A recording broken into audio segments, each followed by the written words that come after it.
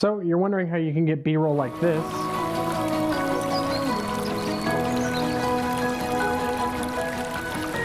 But what you seem to get is something more like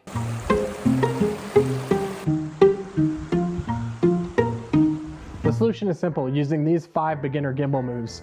We're going to take the DJI Osmo Mobile 6 and these gimbal moves to create B-roll to give your content a boost. And while I'll be using the DJI Osmo Mobile 6, you can really use any mobile gimbal or standard gimbal. To show off these moves, we're gonna need some shots. So we're gonna head outdoors and find a place to film. I found this little place down here by the Little Colorado River. It's pretty nice. So I think we're gonna use this to film our clips. It's pretty chilly outside. So let's go ahead and get our clips and then we'll head back to the office where it's a little warmer.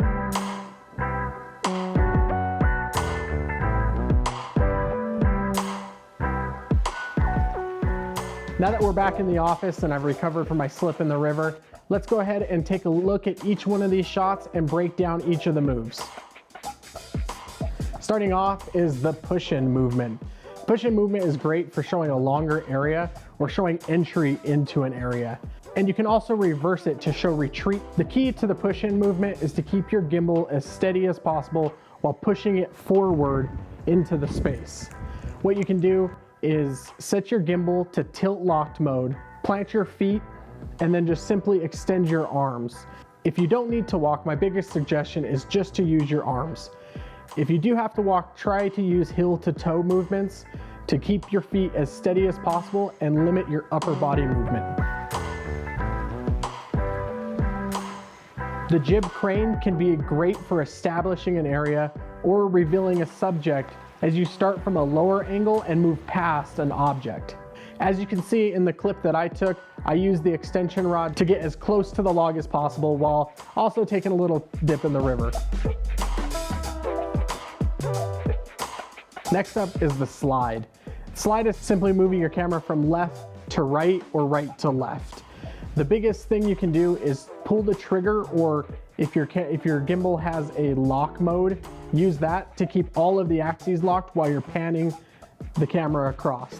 The goal is to keep that camera in the same plane as you're moving it across throughout the entire shot. I'd also suggest putting it into tilt locked if you don't have a full lock mode, and then using the trigger to lock it. The orbit is simply rotating around an object with your camera.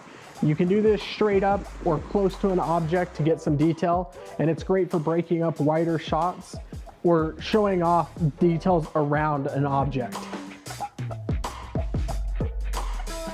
And the fifth and final move is going to be a reveal.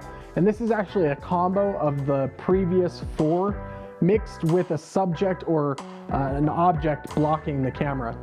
If you're doing a slide, like you can see here, all you're gonna do is pass by a tree, revealing what is on the other side of the tree.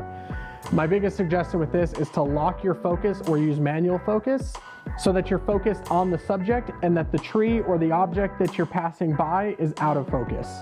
You can also use these with a jib or a crane by revealing up past an object and showing your subject on the other side. And with those 5 clips, you can easily get all of the shots that you need to create cinematic B-roll and take your videos to the next level. If I had to make any suggestions when you're getting these clips, it would be 1, to keep it as smooth as possible and moving in the same direction the entire time. If you're gonna do a slide, try and keep it moving across in a smooth, even pattern, or push in.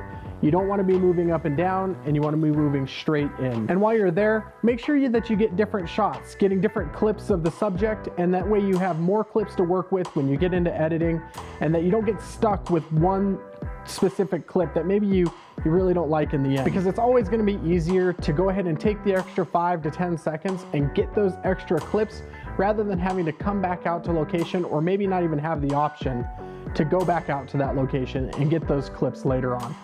If you enjoyed this video, take a look at my channel where I discuss video, drones, and other tech to demystify the processes and technology behind content creation. Take care, and I'll see you in the next one.